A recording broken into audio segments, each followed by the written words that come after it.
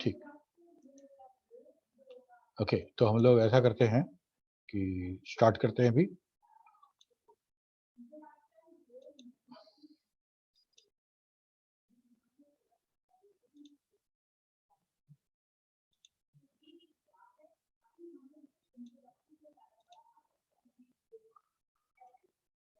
Okay, तो हमको पता था कि हम लोग जो टोकन के बारे में बात किए थे कि टोकन क्या-क्या होता है। और टोकन में हमको पता चला कि कीवर्ड्स होता है, आइडेंटिफायर होता है, लिटरल होता है, ऑपरेटर्स होते हैं और कुछ डिलिमिटर्स के रूप में भी इस्तेमाल होते हैं। ठीक है? तो हम लोग सबसे पहले रिजर्व कीवर्ड देख लिए थे। रिजर्व कीवर्ड हम देख लिए थे। रिजर्व कीवर्ड के बाद हम लोगों ने देखा था, तो अच्छा, जावा में ये सुविधा नहीं है, लेकिन ये पाइथन में सुविधा है कि हम हर वर्जन का अलग-अलग कीवर्ड, हम ऐसा नहीं बोल सकते कि 33 होता है या 35 होता है। ठीक है? कुछ कीवर्ड हो सकता है किसी नए वर्जन में ऐड किया गया हो। ठीक है? तो हम लोग क्या करेंगे, import keyword, keyword dot keyword केडब्ल्यू list लिखेंगे, तो उस पर्टिकुलर वर्जन में नंबर ऑफ कीवर्ड्स क्या है वो पता चल जाएगा हमको। ओके, तो इसके बाद आइडेंटिफायर की बात की हम लोग। आइडेंटिफायर क्या था? Identifier is nothing but a name given by the programmer to a variable or a class or object, anything जो हम दे सकते हैं। मेरा नामकरण, हम जो नाम रखते हैं भाई, ठीक है। बाकी सब आइडेंटिफायर के अलावा सारा का सारा चीज तो है वो सिस्टम, वो उस लैंग्वेज का ही दिया हुआ है ना। Okay, so our name given by the programmer, the Python program is called identifier. It can be class name, function name, model name, variable name, interface name, anything. जैसे हम लिखते हैं a इक्वल टू 10, तो a एक variable का नाम है और यही वेरिएबल का नाम जो a है, इसी को हम लोग बोल रहे हैं आइडेंटिफायर। ठीक है ना। वो जो स्टूडेंट बैठा हुआ है सोफा पे, उसका नाम है नकीब निराला। तो नकीब निराला जो है वो name given by his parents to identify that person। ठीक उसी तरह से ये a अगर मान लो a बराबर 10 कह रहे हैं ना, तो जैसे ही a 10 कहते हैं, तो अच्छा आवश्यकता क्यों है इसका? आवश्यकता क्यों है? आवश्यकता ये है ना कि ये प्रोग्राम जब जब रन करेगा तब तब वो प्राइमरी मेमोरी के अलग अलग लोकेशन में ये लोड होगा। ओके, तो a बराबर 10 अगर कोई वैल्यू है तो फिक्स तो नहीं कर सकते ना, फिक्स नहीं कर सकते। आज किसी और लोकेशन में है, कल किसी और लोकेशन में होगा, परसों किसी और लोकेशन में होगा। जब हम रन कराएंगे तो मेमोरी का जो लोकेशन खाली होगा उस लोकेशन में ऑपरेटिंग सिस्टम इसको रन करेगा, लोड करेगा, तब रन करेगा। इस तरह से कहे कि ये एक तरह का, हम ऐसा बोलते हैं ना कि हम यहाँ से कहीं दूसरे शहर में जाते हैं तो होटल हम लेते हैं। ठीक है, एक ही होटल लेते हो ऐसी आवश्यकता नहीं, ऐसा जरूरी नहीं है। अगर मान लो वो भी है कि हम पिछली बार भी यही होटल लिए थे, इस बार भी यही होटल ले रहे हैं रुकने के लिए, तो क्या रूम नंबर भी वही मिलेगा? नहीं मिलेगा। ठीक है, तो हम अगर मान लो पहली बार गए थे तो रूम नंबर 201 मिला था, तो हम फोन करके अपने घर बताए थे कि हम फलाने फलाने होटल के रूम नंबर 201 में है। ठीक है, चलो अगली बार गए तो हमको मिल गया 202, तो हम फोन करके बताएंगे ना कि भाई हम 202 में हैं, अगर हमको खोजना होगा तो यहाँ 202 में खोजना। ठीक, उसी तरह से जब प्रोग्राम रन करेगा तब तब ये वैल्यू 10 अलग अलग मेमोरी लोकेशन में होगा। तो फोन करके कौन बताएगा? फोन करके बताने वाला होना चाहिए कि भाई इस बार तो हम फलाना मेमोरी लोकेशन में आए हैं, पिछला बार उसमें थे लेकिन इस बार इसमें है। तो वो फोन करके बताने का काम ये वेरिएबल करता है, वेरिएबल करता है, और इसीलिए हम इसको इस्तेमाल करते हैं। ये variable name that the identifier उस मेमोरी लोकेशन को पॉइंट करता है जहां पे ये 10 स्टोर है। फिर से समझो, मेमोरी वेरिएबल सिर्फ पाइथन की बात नहीं कर रहे हैं, किसी भी लैंग्वेज का बात करो, यही कंसेप्ट है सब जगह। ठीक है, तो अगर ये वेरिएबल a बराबर 10 लिखते हैं और हम a का एड्रेस देखना चाहते हैं कि a किस एड्रेस को पॉइंट कर रहा है, एक्चुअली उसी एड्रेस पे 10 मेरा स्टोर है। ठीक है, तो उसके लिए फंक्शन दिया गया id ब्रैकेट में a लिख के इंटर करोगे तो इसका एड्रेस मिल जाएगा। ठीक है, हम लोग करके देखेंगे। तो समझ में आया बात कि हमको वेरिएबल क्यों चाहिए? क्यों? क्योंकि ये कभी उस होटल में कभी उस होटल में रुकेगा, या मान लो अगर होटल भी सेम ही है, एक ही सिस्टम का वही रैम है, तो हर बार अलग अलग रूम नंबर मिलेगा इसको, ठीक है। तो इसको कैसे हम पहचानेंगे, तो हम रूम नंबर से पहचानेंगे या उसके एड्रेस से पहचानेंगे, और एड्रेस बताने वाला तो कोई होना चाहिए, तो दैट इज वेरिएबल। अब हम वेरिएबल नेम बनाने के लिए क्या क्या रूल था, तो रूल बहुत सिंपल है, ऑलमोस्ट सब जगह यही है, ठीक है, स्पेशल कुछ नहीं है। पहला तो कि अल्फाबेट और बड़ा और छोटा दोनों अल्फाबेट यूज होगा, और कभी भी अल्फाबेट से ही शुरू होगा, पहला लेटर जो होगा ना वो हमेशा अल्फाबेट होगा, हमेशा वो अल्फाबेट होगा। बाद में नंबर हो सकता है, अल्फा न्यूमेरिक हम यूज करेंगे, but it must should be start with alphabet only. Number भी अलाउड है 0 से 9 तक का। डेसिमल नंबर हमारा जो बेस 10 वाला नंबर है वो 0 to 9 है, लेकिन ऐसा नहीं है कि हम 99 नहीं लिख सकते, लिख सकते हैं, ठीक है। हम एक प्लेस की बात कर रहे हैं, फर्स्ट एक प्लेस, तो उस पर 0 to 9 कुछ लिखते हो, सेकंड प्लेस है फिर 0 to 9 लिखते हो, but it should not be first place of the name.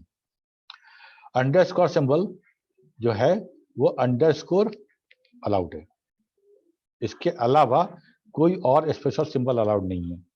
जावा में डॉलर इस्तेमाल होता है, ठीक है, और नहीं इस्तेमाल होता है, तो C++ में भी यही तीनों है, अपर और लोअर केस अल्फाबेट, 0 to 9 का डिजिट, और स्पेशल सिंबल में underscore, okay. Other than these character are illegal for declaring the identifier, इसके अलावा कोई, ठीक है। तो फॉर एग्जांपल हम लिखते हैं कैश बराबर 10, ओके, ये लाइन हर लैंग्वेज में सही है, हर लैंग्वेज में सही है। अच्छा, ई मत बोलना कि INT नहीं लिखे तो गलती हो जाएगा, हम मान के चल रहे हैं कि कैश डिक्लेयर्ड है और हम वैल्यू उसमें 10 स्टोर करना चाह रहे हैं, तो okay.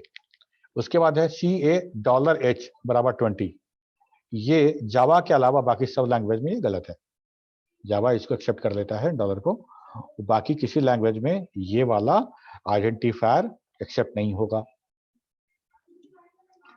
Identifier should not start with a digit, digit से शुरू नहीं होना चाहिए, तो ये रॉन्ग हो गया, ये राइट है क्योंकि डिजिट से शुरू नहीं हुआ है।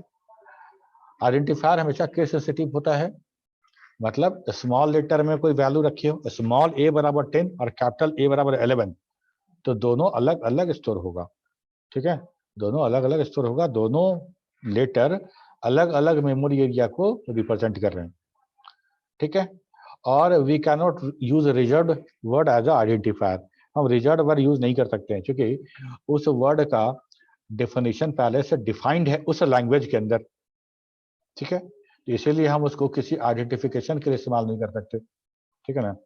अब हम क्या टेबल, कुर्सी, अलमीरा, दरवाजा, ऐसा नाम कभी रखते हैं क्या अपने घर में, किसी का नाम ऐसा सुने हो, ऐसा नाम हम नहीं रखते, क्यों, क्योंकि वो वर्ड उस लैंग्वेज के अंदर प्री डिफाइंड है किसी खास मकसद के लिए, किसी खास उसका डेफिनेशन है, तो उसको हम लोग नहीं यूज करेंगे, ओके।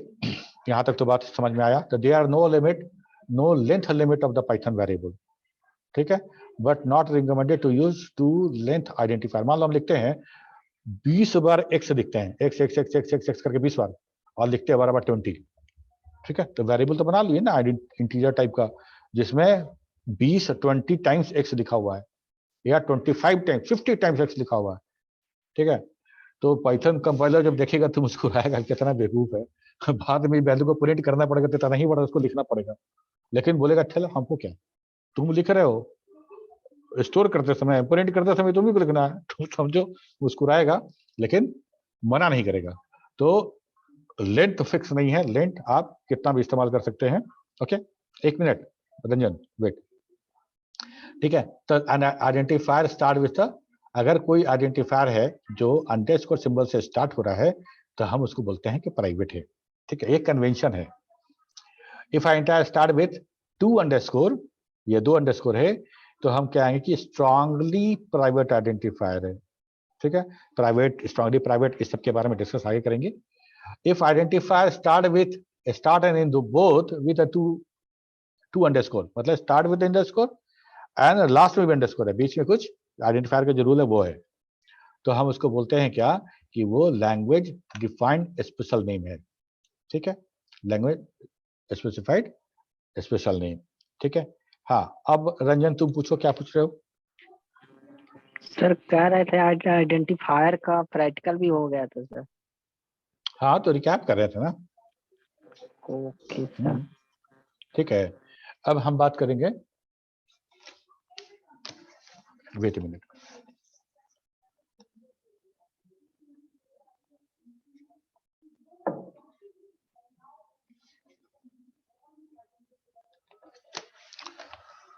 हाँ शिबुल,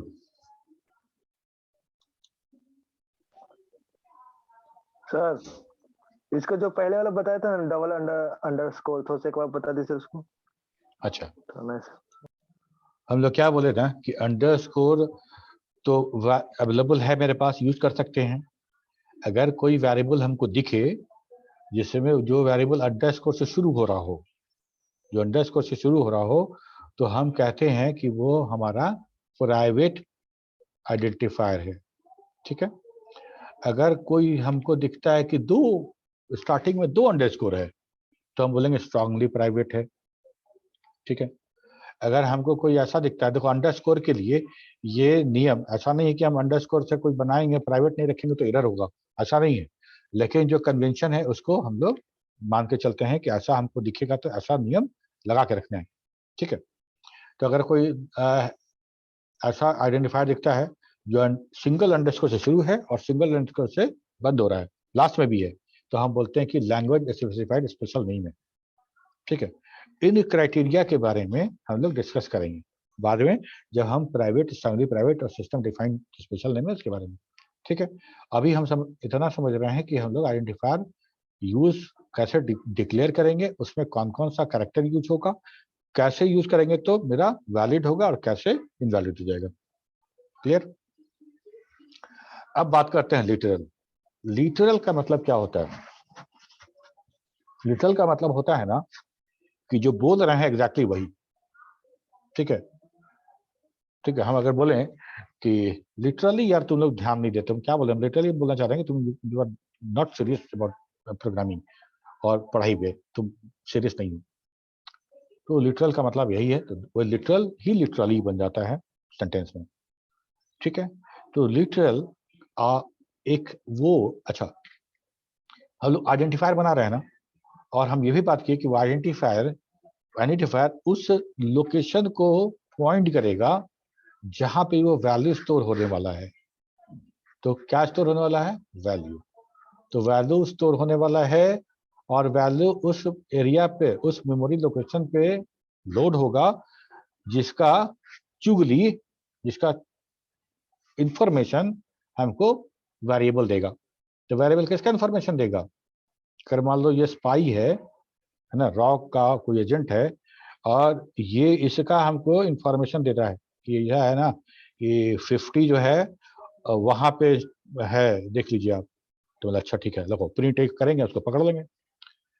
तो जो वैल्यू है, जो वैल्यू है जिसको ये आइडेंटिफाई कर रहा है, दैट वैल्यू इज लिटरल। ठीक है, द वैल्यू इज लिटरल। तो यहाँ जो लिटरल है ये इंटीजर है, तो हम इसको बोल सकते हैं कि दैट इज इंटीजर लिटरल। ये स्ट्रिंग है मेरा, तो बोलेंगे स्ट्रिंग लिटरल। और ये फ्लोट है तो बोलेंगे float literal. All are literal, all are value, data, data है ना, डेटा जिसको स्टोर कर रहे हैं वेरिएबल में। तो दिस वेरिएबल इज आइडेंटिफायर। ठीक है, क्यों आइडेंटिफायर है भाई? तो ये अंतर कर रहा है, देखो ए मतलब 50, नेम मतलब सुरेश, अब पाई मतलब 3.14। तो ये इसको आइडेंटिफाई करने के लिए इस्तेमाल हो रहा है, so that it is identifier. और आइडेंटिफायर जो वैल्यू स्टोर कर रहा है, that value is nothing but literal बोलते हैं उसको। ओके, ठीक है। तो टोकन में क्या क्या देखे हम लोग? कीवर्ड देख लिया, आइडेंटिफायर देख लिया, लिटरल देख लिया। ठीक है, ऑपरेटर, ऑपरेटर भी रहता है मेरे प्रोग्राम में। Operator is used to perform some operation on the variable and the values. Okay, operator क्या है? ऑपरेटर ऑपरेंड को, दोनों ऑपरेंड या एक ऑपरेंड या एक से ज्यादा ऑपरेंड के साथ क्या ऑपरेशन परफॉर्म किया जाएगा उसको दिखाता है, उसको दिखाता है। अगर मान लो दो ऑपरेंड है x प्लस वाई या 5 प्लस 6, उस 5 और 6 के बीच है ना क्या सलूक किया जाए, ये बताता है ये ऑपरेटर। अगर ये ऑपरेटर रहेगा तो जोड़ दिया जाएगा, है ना, और ये ऑपरेटर रहेगा तो घटा दिया जाएगा। ठीक, तो ये सब ऑपरेटर का प्री डिफाइंड मतलब है, प्री डिफाइंड मतलब है। और दोनों ऑपरेटर, दोनों ऑपरेंड अब बीच में ऑपरेटर, और वो ऑपरेटर डिसाइड करेगा कि तेरे साथ क्या सलूक किया जाए। ओके, तो ये हो गया जोड़ घटाव गुना भाग, यहां तक तो पता है तुमको। ठीक है, ये रिमाइंडर के लिए हो गया। और ये वाला जो है हमारा, ये है हम जब अगर भाग देते हो x डिवाइडेड बाई 2 और कोई नंबर से, तो अगर फ्लोटिंग पॉइंट में नंबर आ रहा है तो ये सिर्फ उसका इंटीजर पार्ट देगा, या यूं कहें कि जो वैल्यू आएगा उस वैल्यू से नीचे फ्लोर पे जो होल नंबर मिलेगा उसको ये प्रदर्शित करता है। मतलब कि अगर भागा दे रहे हैं और भाग देने के बाद 3.5 आता है, ठीक है, तो 3.5 का फ्लोर क्या होगा, 3 होगा। तो हम ऐसे भी कर सकते हैं कि अगर पॉइंट में वैल्यू आने वाला है तो सिर्फ इंटीजर वैल्यू देगा, पॉइंट को टर्मिनेट कर देगा। ठीक है, या ये बोलेंगे कि लोअर में उसको लिखा है 3.9 भी आ रहा होगा तो ये 3 दिखाएगा। और ये यूज करते हैं हम लोग पावर के लिए, 5 स्टार स्टार 2, तो मतलब 5 टू द पावर 2। ठीक है, ये सारा का सारा हम लोग ऑपरेटर वाले टॉपिक पे इसको फिर से डिस्कस करेंगे एक एक करके। इतना सारा ऑपरेटर है जो इस्तेमाल होगा। ठीक है, ये है डेलिमीटर। डेलिमीटर हम इस्तेमाल करेंगे, स्पेशल सिंबल अलग अलग उसका यूजेस है। ठीक है, हम टोकन को किस आधार पे डिवाइड करते हैं, तो डेलिमीटर के आधार पे, या तो स्पेस हो सकता है, या तो ब्रैकेट हो सकता है, या तो कॉमा हो सकता है, सेमीकोलन हो सकता है, बराबर हो सकता है। ठीक है, ये सारा का सारा बोलते हैं डेलिमीटर्स। ठीक है, तो ये सारा का सारा मेरा क्या था, ये सारा का सारा मेरा टोकन का पार्ट था। ये सब मिला के एक प्रोग्राम जनरेट होता है, एक प्रोग्राम बनता है। ठीक है, अब रहा बात कि हम इंस्टॉल कैसे करेंगे। ठीक है, तो इंस्टॉल करना है तो सबसे पहले python.org पे जाओ, या गूगल पे जाके पाइथन लिखोगे ना तो सबसे पहला साइट जो तुमको दिखेगा वो python.org का ही दिखेगा। ठीक है, python.org का ही दिखेगा। और python.org पे तुम जब जाओगे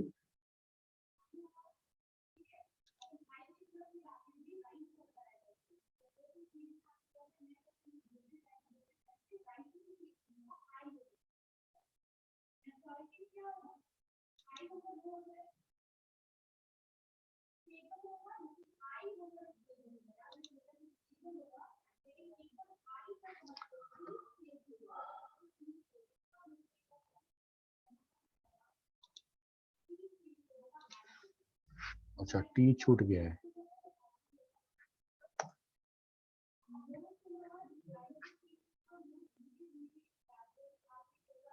ओके, python.org पे आ गए। ठीक है, अगर मान लो तुम्हारे पास कोई ब्राउजर, कोई कंपाइलर आईडी नहीं है, ठीक है, तो हम यहाँ पे, मेरे पास एक ऑनलाइन कंपाइलर हमको मिलता है, यहाँ पे हम कुछ भी लिख के रन करा सकते हैं। तो शेल है पाइथन का जो ऑनलाइन कंसोल। ठीक है, देखो स्टार्ट हो रहा है, देखो python.org है, पाइथन का अपना साइट है। ठीक है, तो यहाँ पे हमको मिल रहा है, जैसे मान लो ये हम यहाँ कुछ लिखना चाहते हैं, जैसे लिखते हैं, क्या हो गया, हाँ, लिखते हैं i = 20। ठीक है ना, i = 20। ओके, ये i20 अगर हम देखना चाहें कि किस तरह का वेरिएबल है तो टाइप से देखते हैं, int टाइप का है, और इसका आईडी क्या है, मतलब एड्रेस कौन सा है, क्या एड्रेस पे ये स्टोर हो रहा है, इसका एड्रेस देखना चाहे तो ये इसका एड्रेस है। ओके, तो ये मेरा ऐसा है कि हम यहाँ पे प्रोग्राम कर सकते हैं। अगर हम कुछ भी लिखना चाहें तो हमको मिलेगा, पहला बात। दूसरा बात, अब हमको चाहिए इंस्टॉलेशन, ठीक है। तो डाउनलोड में आओ, जब डाउनलोड में आओगे तो डाउनलोड फॉर विंडोज में दिखा रहा है 3.10.2, ठीक है, ये आएगा। और यहाँ पे लिखा है नोट दैट पाइथन 3.9 प्लस, मतलब 3.9 के ऊपर का जो भी वर्जन है वो विंडोज 7 या उसके पहले वाले ऑपरेटिंग सिस्टम पर रन नहीं करेगा, साफ समझ लिया, ठीक है। तो यहाँ पे देखो सारा का सारा है ना, मैक है, अदर है, लाइव। तो हम यहाँ पे विंडोज पे आते हैं, विंडोज को क्लिक करते हैं और यहाँ पे हमको मिलता है। हम लोग बात किए, देखो ये है मेरा वर्जन 3 रिलीज, ये 2 रिलीज, दोनों अलग अलग है, अभी बंद नहीं हुआ है, बहुत जल्दी बंद हो जाएगा। तो करंट रिलीज अगर 3 का बात करें तो ये 3.10.2 है ना, और अगर पाइथन 2 का बात करें 2.7.18, ओके। कौन सा रिलीज करना है, तो हम यहाँ पे हमको सारा का सारा इंफॉर्मेशन मिलेगा, ठीक है, सारा। देखो नोट दैट पाइथन ये 7 पे नहीं रन करेगा, ये 7 पे नहीं रन करेगा, ये 7 पे रन नहीं करेगा। तो जिसको इंस्टॉल करना हो उसको तुम क्लिक करोगे। और इंस्टॉल किसको करना है, देखो एम्बेडेड पैकेज को इंस्टॉल नहीं करना है हमको, इसको विंडोज इंस्टॉलर को इंस्टॉल करना है। 32 बिट मशीन है तो ये वाला, 64 बिट है तो ये वाला, ठीक है।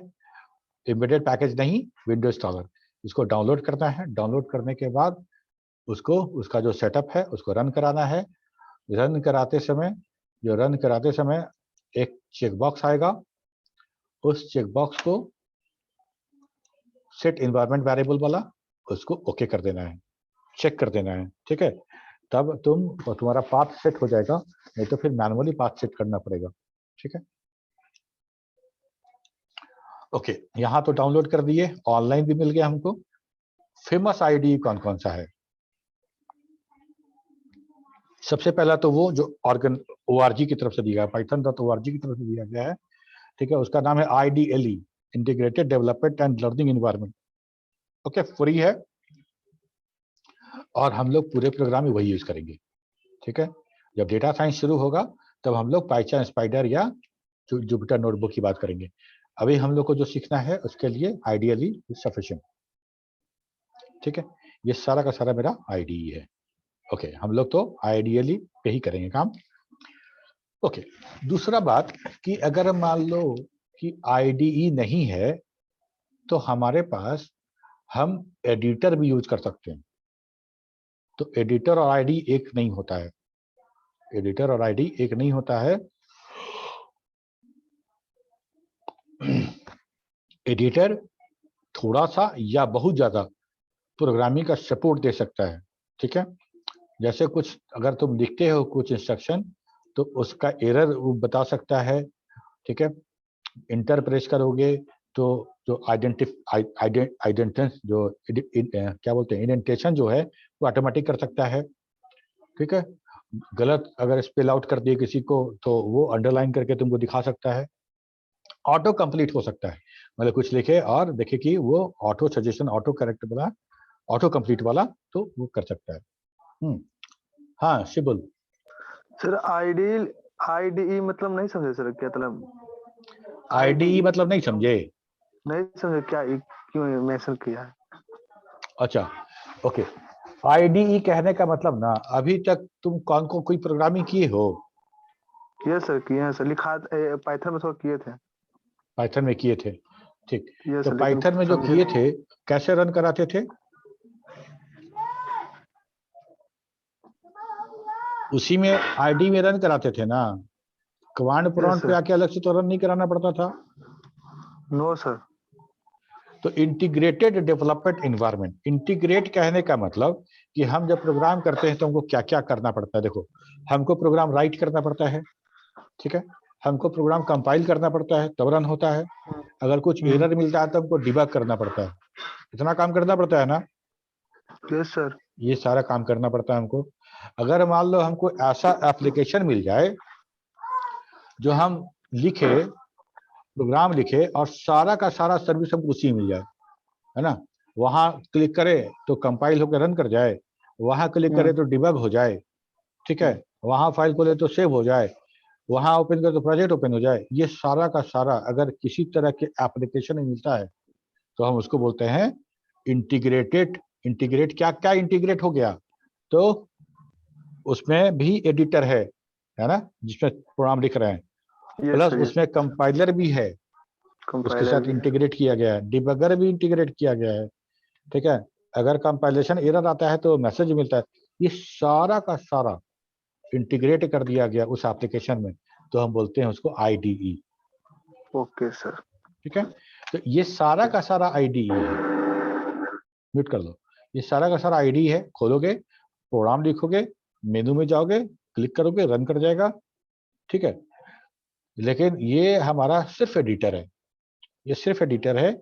ये इसका हमारे प्रोग्रामिंग में थोड़ा सा सपोर्ट होगा, इसका भी, ऐसा नहीं है, ठीक है।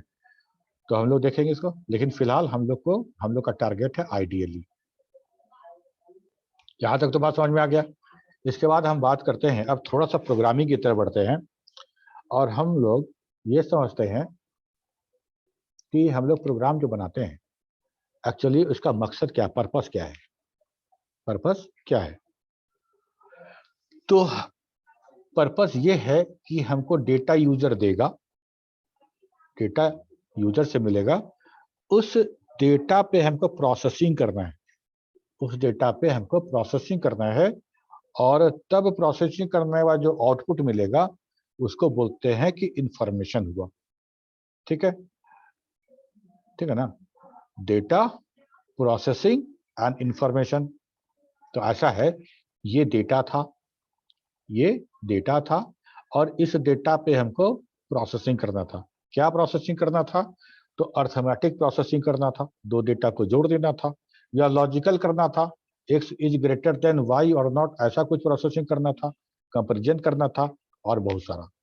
इस डेटा पे इतना सारा कंपैरिजन करने के बाद हम फाइनली कुछ आउटपुट निकालने वाले थे, है ना, कुछ आउटपुट निकालने वाले थे। उस आउटपुट को हम बोलते हैं कि हमको सूचना मिला, इंफॉर्मेशन मिला, उस रॉ डेटा को प्रोसेस करने के बाद हमको इंफॉर्मेशन मिला। ठीक, अब रहा बात कि डेटा बहुत इंपॉर्टेंट है ना, बहुत इंपॉर्टेंट है। इसी डेटा पे फाइनली हमको प्रोसेस करना है, इसी डेटा पे हमको प्रोसेस करना है। तो क्या ये डेटा जैसे हम लोग लिख रहे थे ना, a बराबर 10 हार्ड कोडेड, वैसा होना चाहिए, या फिर जो यूजर प्रोग्राम को यूज करेगा, एंड यूजर जो हमारा होगा, वो अपना डेटा कराना चाहेगा, अपना डेटा वो कराना चाहेगा।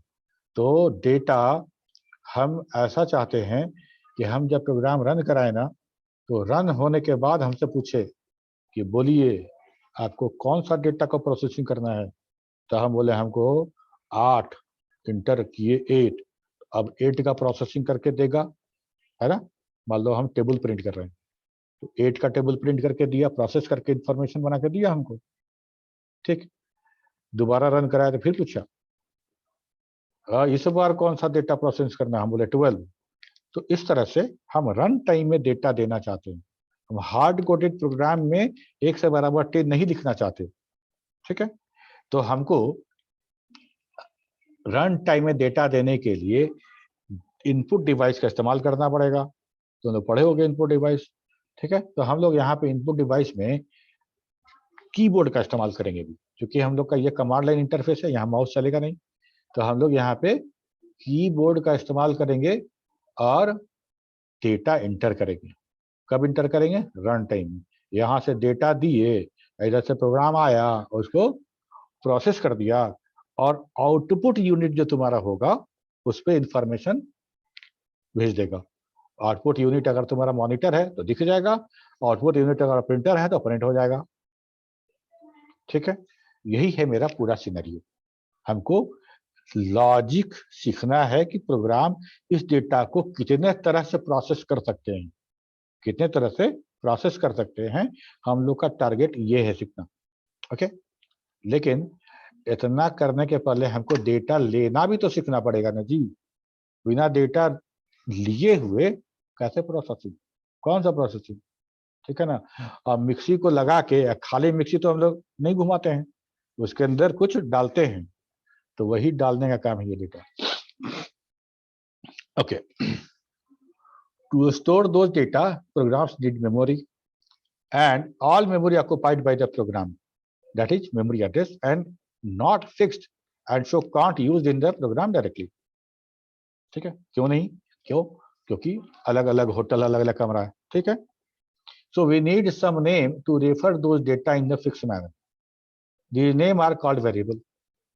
ठीक है. तो हम डेटा ले रहे हैं कीबोर्ड से रन टाइम में, और पहले से एक वो नाम रखे हुए हैं कि भाई जाएगा, वो देखो तुम देख लेना डेटा कहाँ रखा, बता देना हमको. ठीक है. तो वेरिएबल ने हम बता दिए. ओके. अब हम इनपुट से जब डेटा लेना शुरू करते हैं तो हमको समझ में आता है कि अरे बड़ा डिफरेंट डिफरेंट टाइप का डेटा है ना. तो some data are too small. अगर एज लेना है किसी का, ठीक है, 0 और 1 में डिसाइड करना है मेल है कि फीमेल है, वैसा कोई डेटा लेना है. ठीक है. और सैलरी किसी का स्टोर करना है. ठीक है.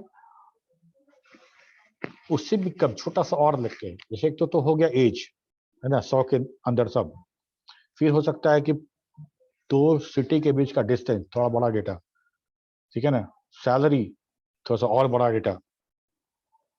हमको अब यहाँ से चंद्रमा का दूरी और बड़ा डेटा, यहाँ से मार्स का दूरी और बड़ा डेटा. ठीक है. छोटा से बड़ा और छोटा भी हो सकता है, और छोटा भी हो सकता है अगर हम एटम का, किसी एटम का सरकमफ्रेंस देखना चाहें तो, ऑर्बिट का डायमीटर देखना चाहें तो. ठीक है. इलेक्ट्रॉन का मास स्टोर करना चाहें तो. ठीक है.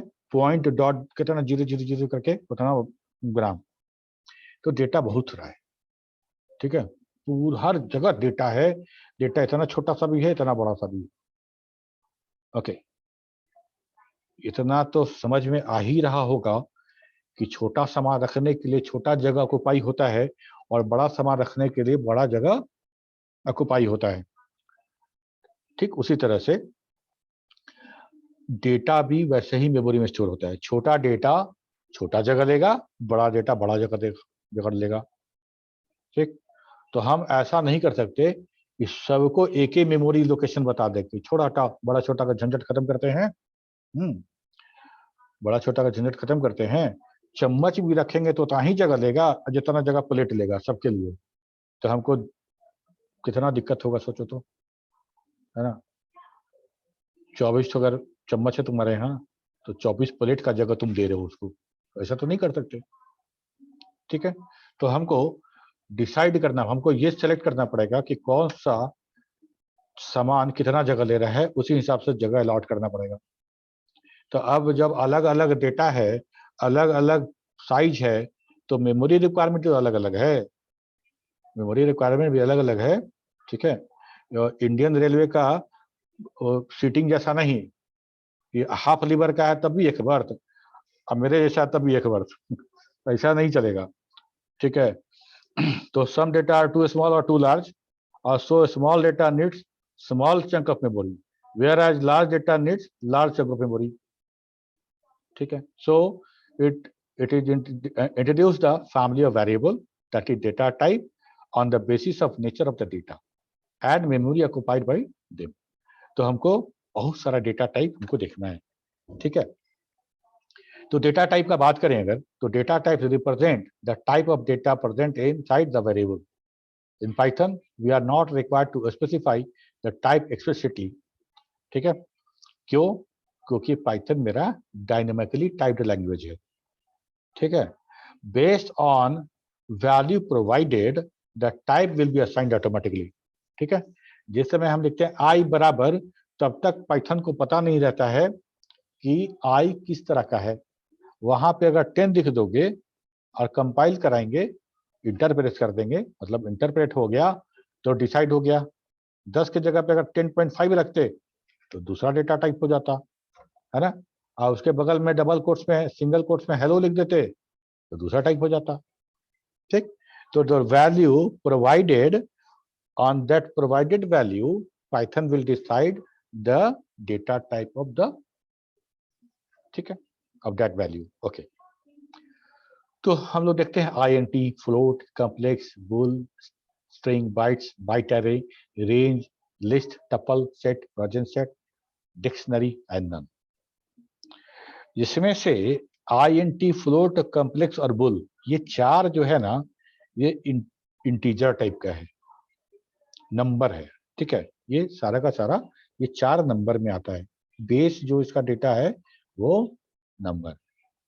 ओके, ठीक है।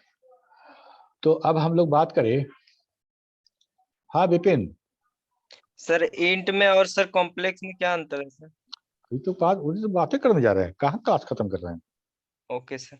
है ना। चलो हाँ, हैंड आउट कर। All data types are object in Python. All data types are object in Python.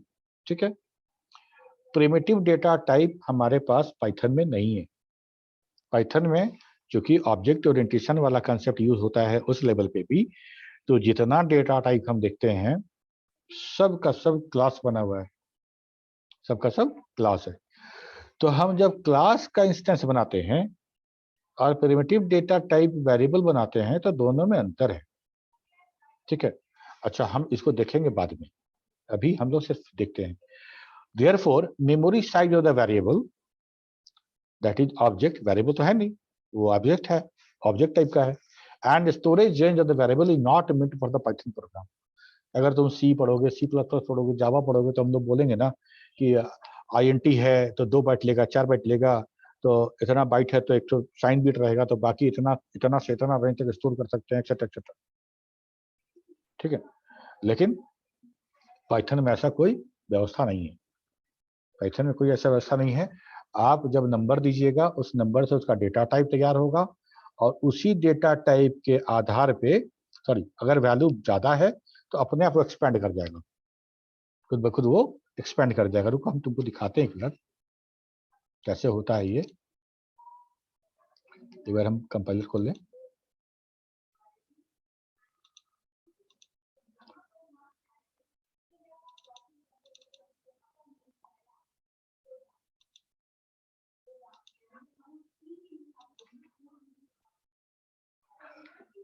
ठीक है,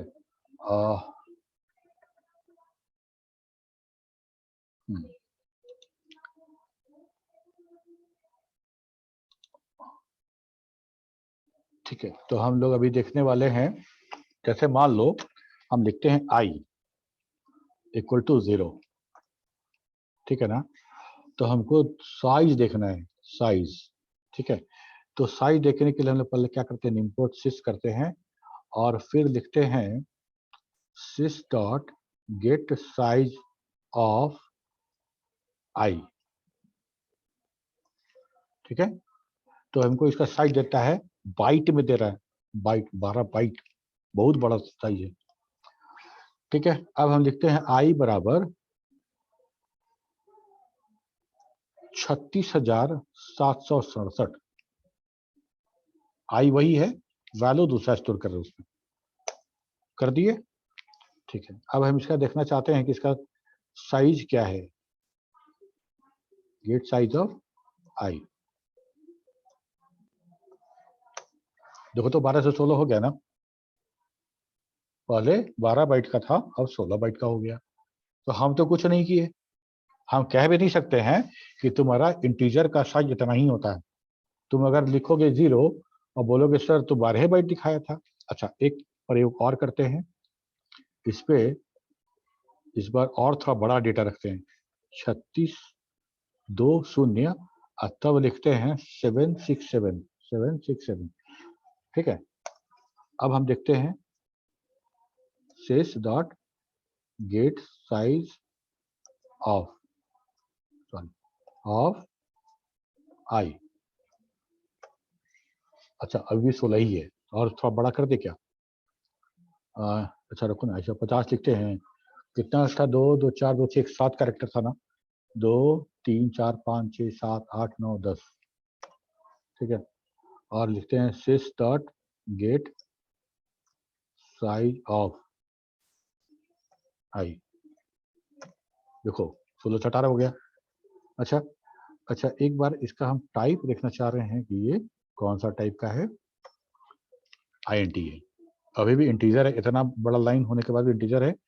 एक बहुत बड़ा जब हम डेटा स्टोर कर देंगे तो खुद ब खुद ये लॉन्ग हो जाएगा, खुद ब खुद ये हम देखेंगे कि क्लास लॉन्ग दिखा जाएगा। तो हम यहाँ देख रहे हैं कि हम लॉन्ग वाला डेटा टाइप 2 वाला जो है ना फैमिली, उसमें था 2.x वाले में लॉन्ग था, यहाँ पे लॉन्ग हटा दिया गया, बोला गया कि लॉन्ग वैल्यू होगा तो ऑटोमेटिकली वो लॉन्ग हो जाएगा, और नहीं तो फिर वो आईएनटी रहेगा। तो इस तरह से हम कह सकते हैं कि पाइथन प्रोग्रामर को इस बात का हेडेक नहीं है कि वो डेटा का साइज के आधार पर कुछ चुनाव करे, ठीक है ना। तो ये काम पाइथन हमारे लिए कर देता है। साइज ऑफ डेटा टाइप्स जो कि ऑब्जेक्ट है, इंक्रीज और decrease according to value stored, so there is no maximum size of variable, there is no limit of length of the variable name even. हमको ये पता है कि कितना बड़ा वेरिएबल नेम लिख सकते हैं, है ना। जैसे मालूम लिखते हैं, इसको तो कॉपी नहीं कर पाएंगे, ठीक है, इसको कॉपी नहीं कर पाएंगे तो हम लोग आइडियली खोलते हैं, जो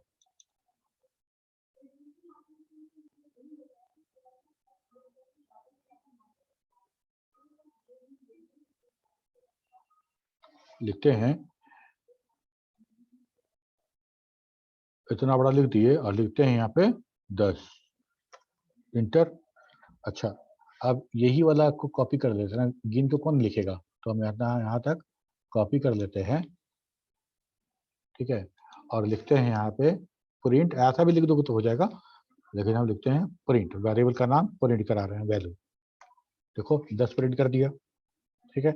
इससे बड़ा भी लिख सकते थे, कोई दिक्कत नहीं था, लेकिन ऐसा हम लोग करेंगे नहीं, दैट इज नॉट रिकमेंडेड, है ना। तो चल ये हो गया, ठीक है।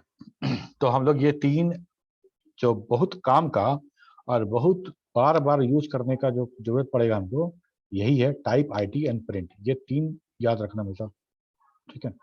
गेट साइज ऑफ का आवश्यकता नहीं है, वो तो तुमको डेमोन्स्ट्रेट कराना था, इसीलिए साइज का जो मैटर ही नहीं है तो साइज क्यों जानना। हम अगर इतना बॉदर करेंगे तो फिर पाइथन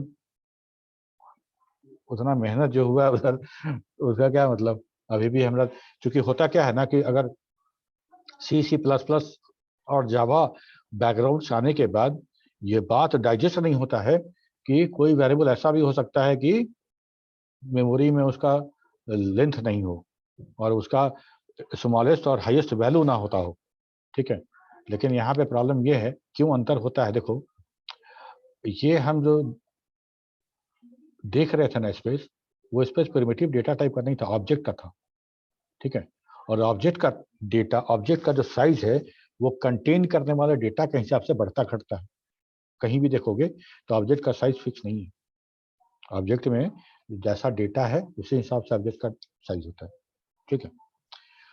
ओके, तो इन एवरीथिंग, ठीक। तो न्यूमेरिक डेटा में सबसे पहले लॉट में हम लोग देखेंगे INT, float, complex and bull, ठीक है। तो हमको लगता है कि डेटा टाइम तो नहीं है, अगले क्लास में हम लोग यहीं से शुरू करेंगे, आईएनटी न्यूमेरिक डेटा टाइप देखेंगे, उसके बाद फ्लोट देखेंगे, सॉरी स्ट्रिंग देखेंगे। Amit. Yes sir. Sir pre-emptive non pre-emptive के बारे में सर बता देते हैं। हाँ, प्रीएम्प्टिव नॉन प्रीएम्प्टिव, अच्छा प्रीएम्प्टिव नॉन प्रीएम्प्टिव, इसमें प्रीएम्प्टिव है या नहीं है, सब ऑब्जेक्ट है ना, सब नॉन प्रीएम्प्टिव है, इसमें सारा का सारा नॉन प्रीएम्प्टिव ही डेटा है, इसमें प्रीएम्प्टिव नाम का डेटा टाइप नहीं होता, ठीक है, ठीक है। विपिन, कौन, अमित पूछा था, हाँ क्लियर है अमित। प्रिमिटिव डेटा टाइप उसको कहते हैं जो डिफाइन किया गया है उस लैंग्वेज की तरफ से, जैसे C++ में लोग आईएनटी देखते हैं, कैरेक्टर फ्लोट, जो डेटा टाइप दिया गया वो डेटा टाइप है, वो प्रिमिटिव डेटा टाइप है। और प्रिमिटिव डेटा टाइप को जब हम डिक्लेयर करते हैं तो उसका वैल्यू स्टैक में स्टोर होता है, उसका वैल्यू स्टैक में स्टोर होता है, पूरा का पूरा स्टोरेज अलग अलग है। लेकिन अगर तुम C++ में किसी क्लास का ऑब्जेक्ट बनाते हो या जावा में या किसी भी ऑब्जेक्ट ओरिएंटेड प्रोग्रामिंग लैंग्वेज में, तो तो जो ऑब्जेक्ट बनाते हैं ना, तो वो हमारा नॉन प्रिमिटिव डेटा टाइप है, वो यूजर डिफाइंड टाइप है। ठीक है, तो उसी को बोलते हैं नॉन प्रिमिटिव डेटा। ठीक है, जो प्रिमिटिव नहीं है। तो यहाँ पे सारा का सारा क्लास है, और सारा का सारा वेरिएबल जो हम बनाते हैं वो सारा किसी न किसी क्लास का ऑब्जेक्ट होता है। इसलिए बोलते हैं कि कोई प्रिमिटिव डेटा टाइप नहीं है, ऑल आर ऑब्जेक्ट।